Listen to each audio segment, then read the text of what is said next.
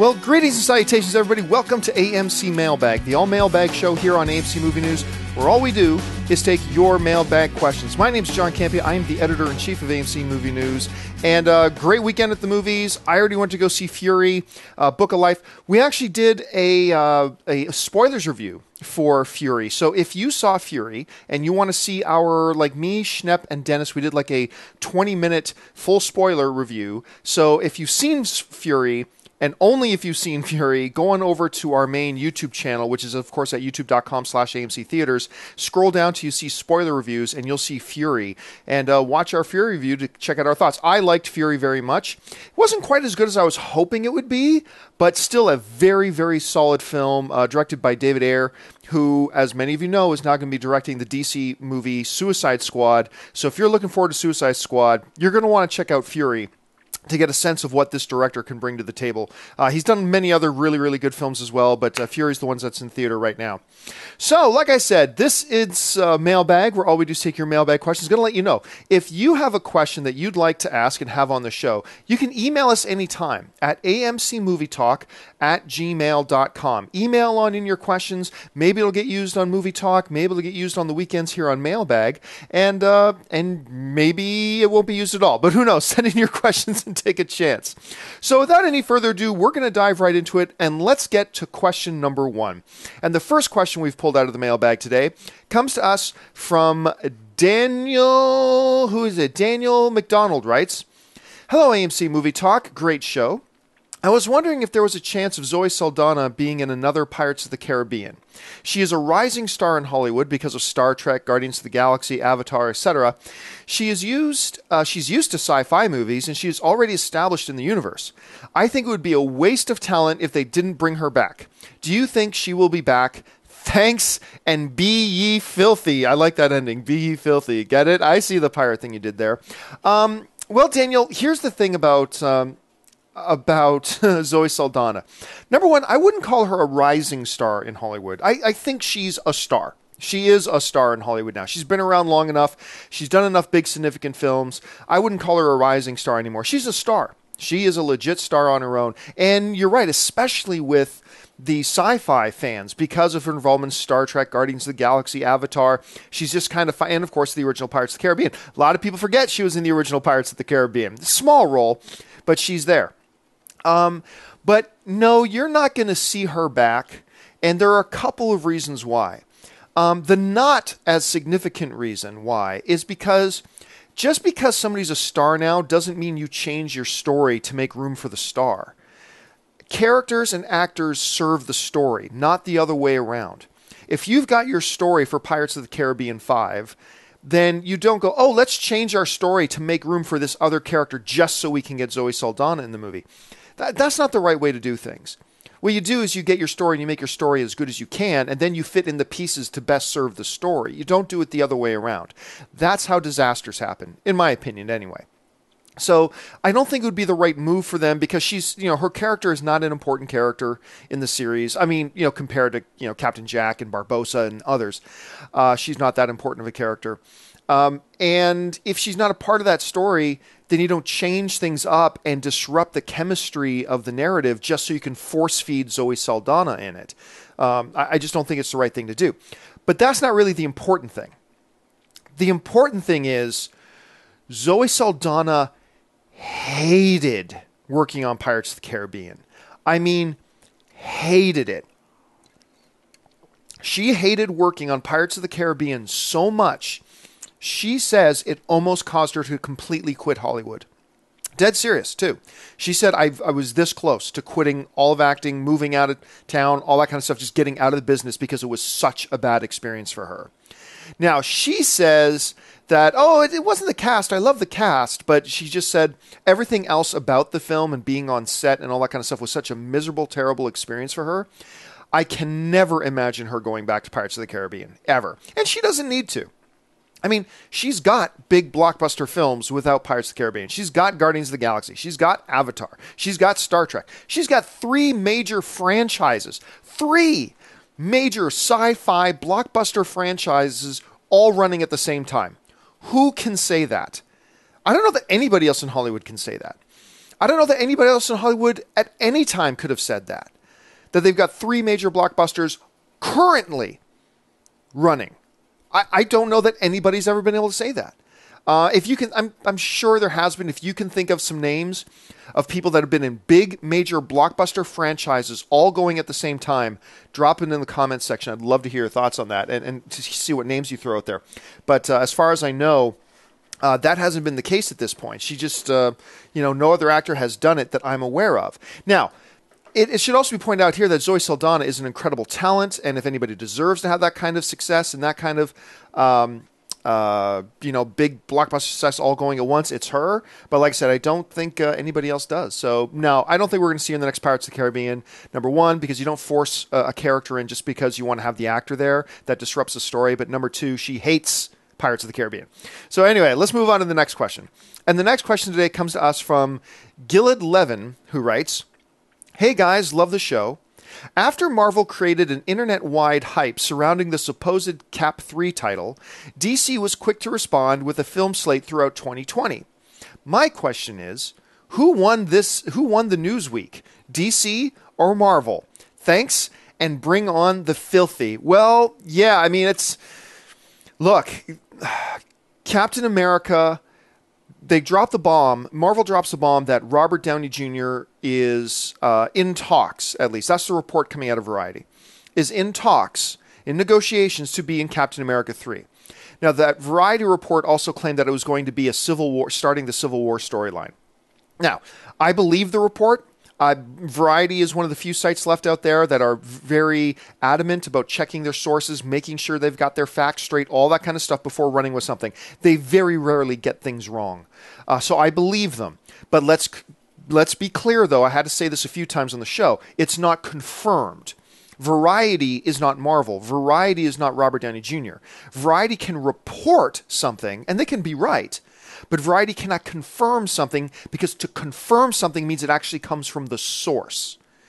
And Variety is not the source. Marvel is the source, Robert Downey Jr. and his people on the source, and they have not confirmed it. That doesn't mean it's not true. I believe it's true. But let's be very clear that it's not confirmed yet. But that's what Gilad is referring to when he talks about they dropped this bomb about the potential Cap 3 title, all that kind of stuff. So then the next day, DC announces, and this is confirmed because it came right from DC.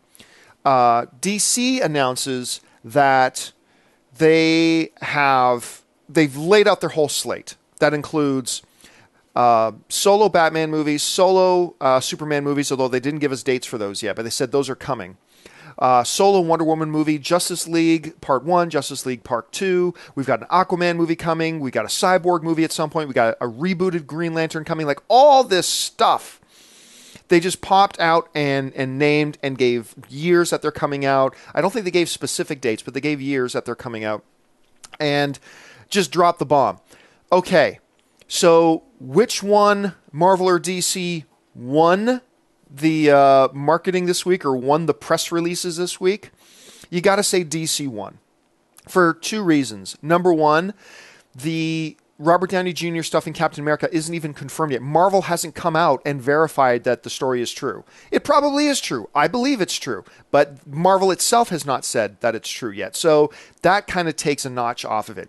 The other thing, too, is that we already have Captain America. We already have Iron Man. We're very excited of the possibilities of Iron Man being in Captain America 3 and starting a Civil War storyline. But it's characters we've already seen together on screen a couple of times. Now they're going to put them back together again, and it's going to influence a number of films that are coming out. So it's huge, big news. However, the DC announcement is bigger and more significant. Number one, because it came right from DC. This came from Warner Brothers CEO Kevin Tsujihara, I believe is how you pronounce his last name. Tsujihara. I believe the T is silent. Anyway, number one, because it came officially from Warner Brothers. This came right from their mouths. But also, it reveals a whole bunch of stuff that we never, ever knew. We never knew for sure, although we suspected, that there was going to be a Wonder Woman movie, an Aquaman movie, a Green Lantern movie, a Cyborg movie, standalone Batman's, Justice League Part 1 and 2, that Zack Snyder is going to direct both the Justice League movies. All this kind of stuff.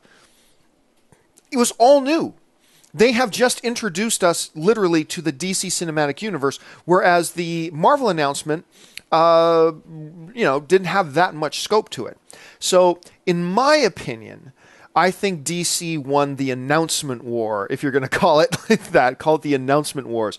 But listen, it should also be pointed out that these are just announcements. I mean, this doesn't mean that Marvel is better than DC, DC's better than Marvel, none of that kind of stuff. But if you're just going to ask me straight out, which was the most significant and impactful of the announcements? The Variety report about Iron Man being in Captain America 3 and starting off a Civil War storyline, or the Warner Brothers announcement of the full slate of 10 DC movies, not counting Batman and Superman standalone films, and all the characters that are getting standalone films. I believe if you're going to try to be objective about it, you've got to say that the clear winner was DC this week. But that's just an announcement. Who cares? All right, let's move on to the next question. And the next question today comes to us from Rohan Green, who writes, "Hey, AMC, straight up, I love your shows. Watch almost every day. But Campea," oh, that's me. I'm getting called out personally. "But Campea, enough flip-flopping. Time to set the record straight. Straight up, are you a Marvel guy or a DC guy? All love, brother." Well, okay, thanks a lot for the email, Rohan. I'm glad this question came in because it is crazy. I cannot believe the battle lines that are drawn, even in our own chat boards on Facebook and whatever, or on YouTube, that, it's Marvel fanboys versus DC fanboys, and how adamant they are. I mean, it's worse than Apple and PC wars, and probably more ridiculous, but I'll get to that in a second. And it is crazy that whenever a big DC story comes out, and I run the DC story, I get Marvel fanboys that are just, Campea is clearly just a DC fanboy. All he cares about is DC. Everything with Campea is DC. All right? But then when a Marvel story comes out and I talk great about Marvel or whatever, then all the DC fanboys come out and go, well, Campea is clearly just a Marvel fanboy. Just everything about Campea is about Marvel. Campea is just all about Marvel. He's just a Marvel fanboy. So I've got DC fanboys accusing me of being nothing but a Marvel fanboy. I got Marvel fanboys accusing me of being nothing but a DC fanboy. And you're both stupid. That's stupid. That's really stupid. Because, to the DC fans who accuse me of being a big Marvel fanboy, you do, of course, realize, last year, out of the 4 major release comic book films, I say head and shoulders the best comic book movie of the year was Man of Steel. I am the biggest supporter of Man of Steel in the world, probably more than Zack Snyder. I love that movie. That movie is awesome. I think Henry Cavill is the best Superman we've ever had. Yeah, I said it. I think Henry Cavill is the best Superman we've ever had. I think that movie is brilliant. I just from start to finish, I thought it was a great, near-perfect Superman origin story movie. I love what they did with it, and I thought it was a great kickoff to the DC Cinematic Universe. I have been the biggest supporter. Nobody has been a bigger, other than maybe Jennifer Garner. Nobody has supported the casting of Ben Affleck as Batman more than me. I was the only guy in the world at first who was standing up. Remember, the day they announced it, me and Jeanette made that video, and I was the one guy in the universe going, this casting is brilliant. And it wasn't just because I predicted Ben Affleck would get offered the role. I knew he would get offered that role. I didn't think he'd accept it, but I knew he'd get offered the role because it was a brilliant idea and because it was a brilliant move. That's why I thought he would be asked, because it's genius. And I'm the one guy who has supported it. I have stood behind everything other than the Gal Gadot casting. I have been really excited about everything they've been talking about and everything they've been doing with this Batman versus Superman movie. I have been the biggest defender of it. So if you are sitting out there saying John just hates DC and all he does is a big Marvel fanboy, well, then you're an idiot. You're an idiot. Because that's clearly not the case. Now, at the same time, if you're a Marvel guy and you've just been saying, oh, Campea is just a DC fanboy. That's all he is. He just, anything DC. Well, okay. Then explain the fact that, in spite of Christopher Nolan, Batman movies, and everything else, I firmly say that I believe the greatest comic book movie we have ever had is The Avengers. I believe The Avengers is the best comic book movie ever made. That includes everything. That includes, The Dark Knight. That includes Iron Man. That includes Man of Steel. That includes it all. I believe Avengers is the best comic book movie ever made. And I stand by that. I'm a huge fan of almost everything. Let's not talk about Iron Man 2. I'm a huge fan of almost everything that they put out, aside from Marvel Agents of S.H.I.E.L.D., which, once again, if you're a DC guy and you say that John just loves Marvel and does nothing but love Marvel, have you heard me talk about Marvel's Agents of S.H.I.E.L.D.? Yeah, say that Campea just loves anything Marvel does because he's a Marvel, nut hugger. And then watch me talk about Marvel's Agents of S.H.I.E.L.D. and say that again with a straight face. Anyway, the point is, am I a DC fanboy or am I a Marvel fanboy? And the answer is yes. I am a DC fanboy and I am a Marvel fanboy. You know why? Because I don't care. I say that a lot, don't I? But I don't care. I don't care if a good superhero movie comes out of the Marvel studio. I don't care if a good superhero movie comes out of the DC comic book superhero. All I care about is a good, fun comic book movie. That's all I care about. So when Man of Steel comes out, I don't go into it, or when Batman vs. Superman comes out, I'm not going to go into it and evaluate it as a DC movie. I'm not going to go into Ant-Man and evaluate Ant-Man as a Marvel movie. I'm just going in to see a good comic book movie. And I don't really care if it's DC that's giving it to me or if it's Marvel that's giving it to me. I mean, it's like, seriously. I think the whole debate is stupid. There's nothing wrong with having a preference for Marvel movies. Nothing wrong for having a preference for DC movies. But being one of these brain-dead, everything DC is awesome and everything Marvel sucks, well, then you're an idiot. And if you're one of these guys who says everything that Marvel is awesome and everything that's DC sucks, well, then you're equally an idiot. Look, DC's put out some great stuff, and DC's put out some bad stuff. Marvel has put out some wonderful stuff. Marvel's put out some not-so-wonderful stuff. All that matters is when a movie comes out, do we as fans get to go and watch a great superhero movie? And it's cool if we have a preference for Marvel or preference for DC. That's all cool. Nothing wrong with that at all. But this whole culture war of DC versus Marvel, to me, is just pathetic. It's just stupid. So, am I a DC fanboy or am I a Marvel fanboy? I quite proudly say the answer to that question is simply yes. Because I love comic book movies. And I like what we've been getting from both of these studios lately. Notwithstanding Green Lantern, notwithstanding Iron Man 2, all that I like what I've been getting from these studios.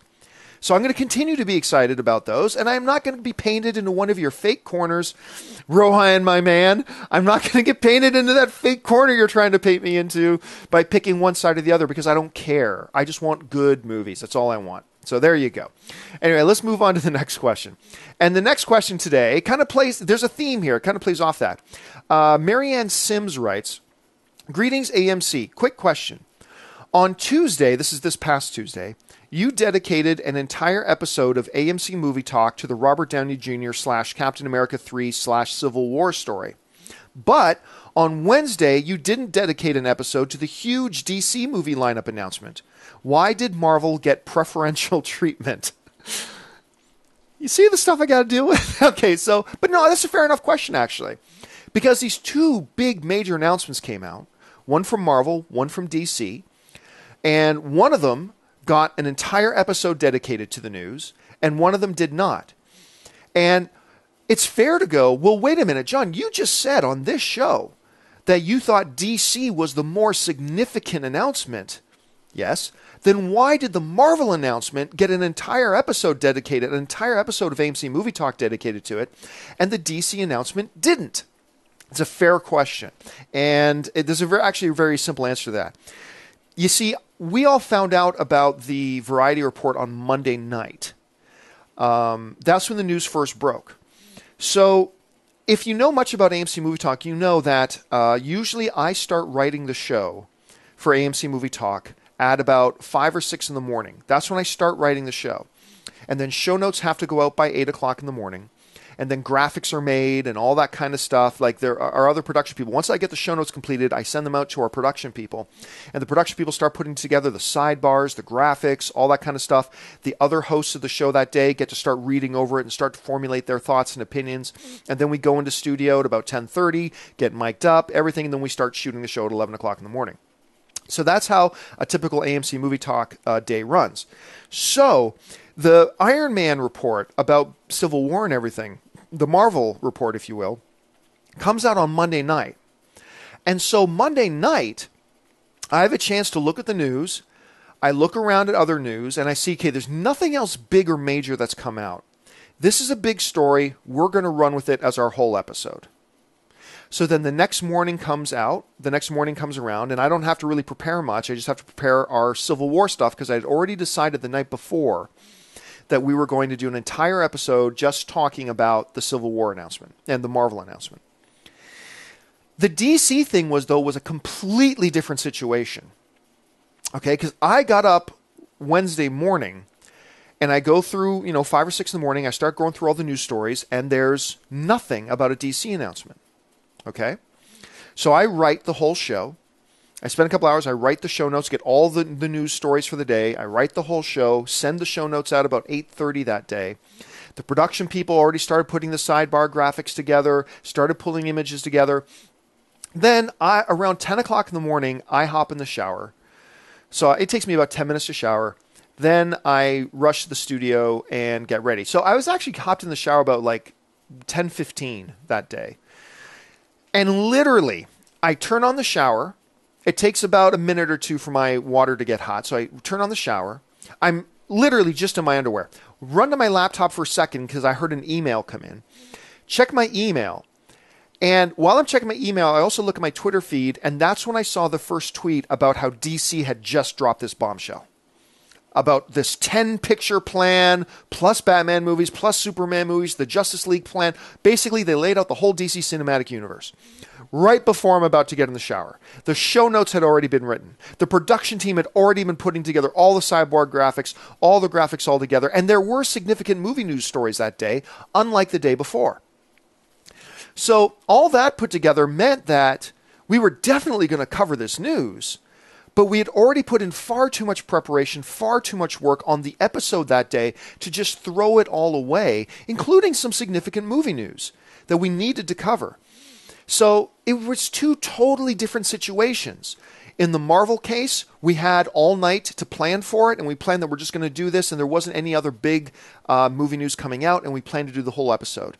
The DC thing was a totally different scenario. It didn't drop until like 5 minutes before I got in the shower. The show had already been written. The graphics had already been made. The cast was already all prepared just for talking about the shows I had written it. And now this DC movie dropped.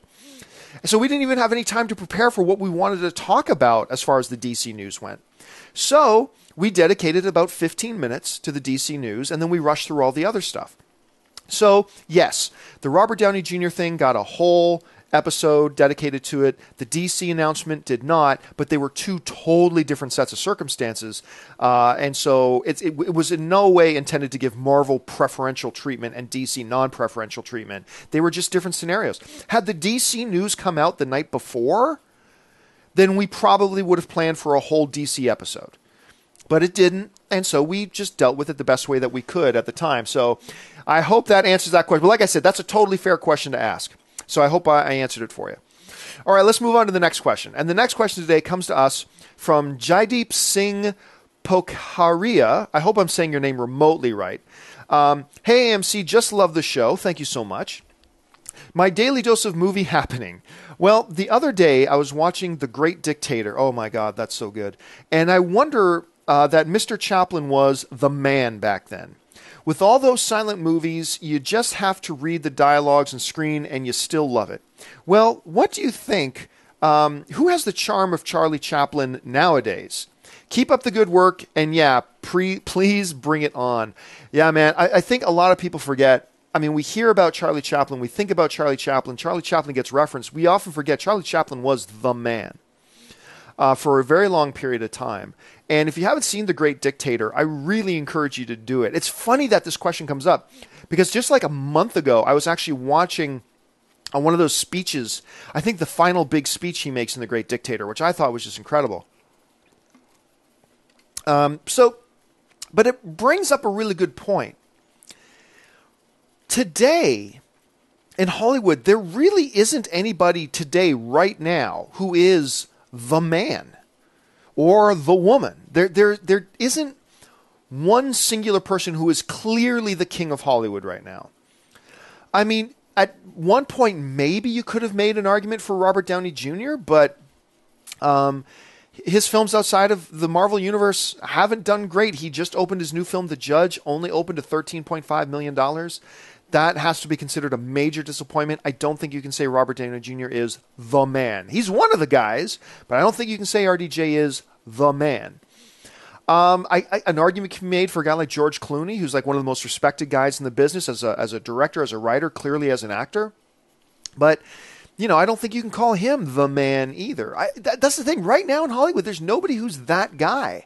I think for a little while, not even a little while, for a significant period of time, you could have made an argument for Will Smith. That maybe Will Smith was the man. He was clearly the box office king for a while, had a couple of Oscar nominations.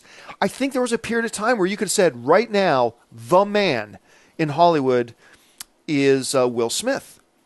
But clearly that's not the case right now either. So I kind of feel like we're missing that guy right now. There's no Clark Gable right now. I mean, there's nobody who's just clearly the man. And, we'll see how that evolves, and if somebody can emerge, whether there's somebody who's an actor right now that we all know and adore, or whether there's not, I think we're just going to have to wait and see if somebody else can kind of pop up and take that mantle. But as of right now, I don't think anybody holds it. All right, let's move on to the next question. And the next question today comes from Marlon Muhammad, who writes, "Good day to the cast and crew of my favorite online movie program. I've been a fan of your show for a while now, and I'm so glad that your show reaches movie lovers over the world, reinforced by the fact that I'm sending you this from beautiful Trinidad and Tobago." Well, thanks so much, Marlon. I really appreciate that, man. My question to you is, what is the one movie that made you decide to pursue a career in the film industry? A film that positively changed your life. Thanks, and continue the amazing work you do. Bless. Well, thanks a lot for the question, Marlon. And this will come as a surprise to absolutely no one. You guys have heard me say this before. Without a question, to me, the movie is Star Wars. Star Wars is my earliest childhood memory. I think I was 5 years old when it came out. And my earliest childhood memory, I can't remember anything before this point of watching Star Wars with my mom. And it kind of influenced and steered my whole life after that. Everything from my pajamas to my bed sheets. I'm not kidding, I named my pet cat Luke Skywalker. It is one of the most definitive memories I have. And after that, I think my next earliest memory is remembering when I was told that another Star Wars movie was coming, a Star Wars 2. It blew my mind. I remember exactly, because I was a little bit older than I was when I saw Star Wars for the first time, but I remember exactly where I was. I remember the exact spot I was at. I remember what I was looking at. I remember what the weather was like. All that stuff I remember clearly when I first was told there's another Star Wars movie coming out. I just lost, as a kid, I just lost my mind. It was crazy.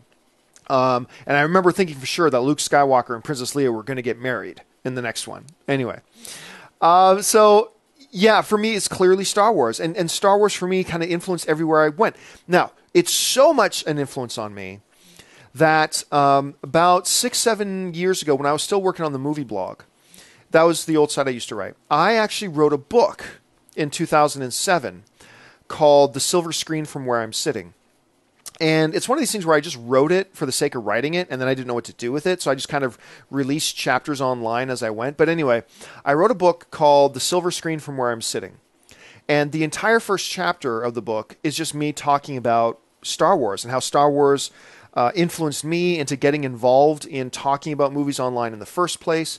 To this day, it's still the number one influence, pop culture-wise, the number one influence I've ever had in my life. And just the most special movie in the world to me. And it remains that to me to this day. So I would love to hear what you guys would say. Do you guys have a movie that really stands out to you, that's just that special to you, that clearly has helped define and craft and create your imagination? I would love to hear what movie that is for you. Jump into the comments section and let me know what your special film is, when mine is obviously Star Wars. All right, let's move on to the next question today. And the next question today comes to us from Lee DeWald, who writes, "Hello, sons and daughters of AMC. I have been a fan of your program for over a year now, and I listen, yes, that's right, listen to the podcast every day in my car on my way home from work." Well, thanks so much, Lee. Appreciate that. My question is this. Do you think we'll ever see a National Treasure 3? I love this franchise, and the first two films earned over $800 million at the worldwide box office. And let's face it, Nicolas Cage could use a career boost. I don't think anyone's clamoring for Ghost Riders 3. Thanks, and bring on the filthy. Well, you're right. I don't hear a lot of demand for Ghost Rider 3. And I'll be honest with you, National Treasure, I quite liked the first one. I wasn't thrilled with the second one, but I didn't mind it. I thought it was a cute adventure movie. But why there hasn't been a National Treasure 3 is actually a little bit of a mystery to me. Honestly, it's a little bit beyond me. Like you said, collectively, those films made a lot of money. And I think there was a demand out there for a National Treasure 3. So whether it was schedules or contracts or rights issues, or I don't know what held it up. I really don't. But they never made it. To me, it seemed like a no-brainer, printing easy money. But it never happened. And I think today it becomes a bigger issue. Nicolas Cage, while still a terrific talent, you don't have Oscars on your mantle and get multiple nominations if you're not talented. He's super talented.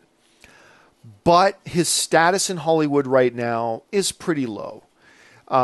He does a lot of terrible, terrible films. He does not have the draw or the star power nearly that he used to have.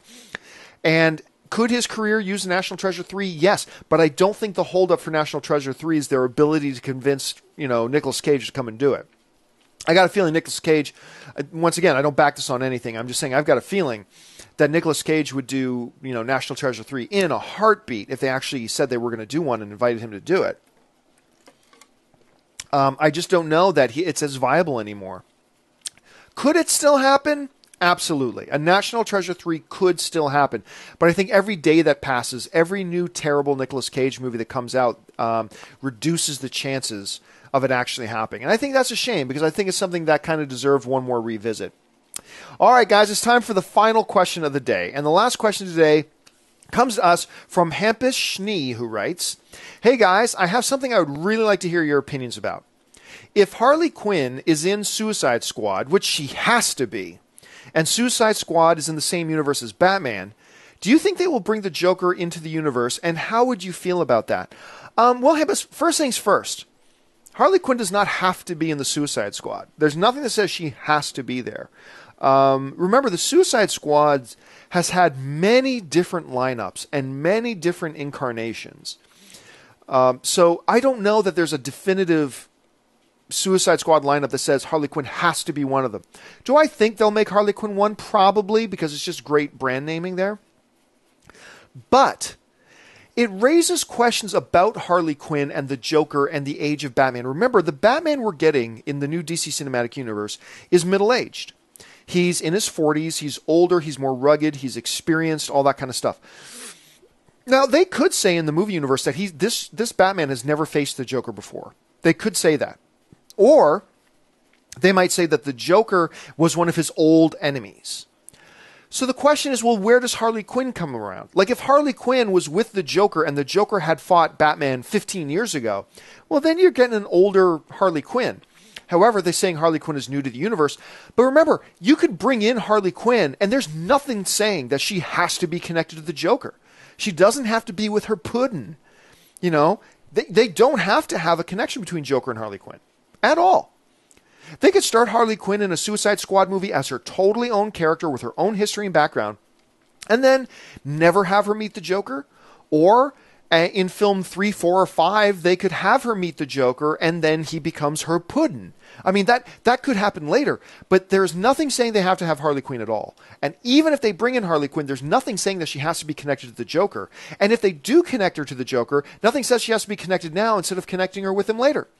So there's so many possibilities here with Harley Quinn. I'm all for bringing Harley Quinn into this universe. I think she could be a very cool character if you treat her right. You can't just take the cartoon version of her, though, and expect that to work in a live action environment. I don't think it will. I think just pulling the animated Harley Quinn, and the animated Harley Quinn is awesome in the animated world. But I don't think you can just pluck the Harley Quinn animated character, keep her exactly the same, and think that's going to work in a live-action movie. I don't think it will. You'd have to adapt her and change her up a bit, but she's still an awesome kick-ass character. If it were up to me, and it's not, If it were up to me, I would put Harley Quinn in Suicide Squad, and I would have her have no connection to the Joker, and maybe investigate the possibility of hooking her up with Joker later on in the DC Cinematic Universe and not necessarily right now. That's how I would do it, but I would like to know what you guys would do with Harley Quinn. If you were in charge of Warner Brothers DC, how would you handle Harley Quinn? Would she not be there at all? Would she be there with Joker arm in arm right from the beginning? Would you do what I'm suggesting? Have her there, but don't have her connected to the Joker until later on? I mean, what would you do with her? I'm curious to know. All right, folks, that'll do it for me. I am actually getting ready to head out over to Disney. I've been invited over to the Disney lot to speak with the cast of Big Hero 6, which I saw and I loved, by the way. Big Hero 6 is really fun. Watch for us to do a review on that at some point.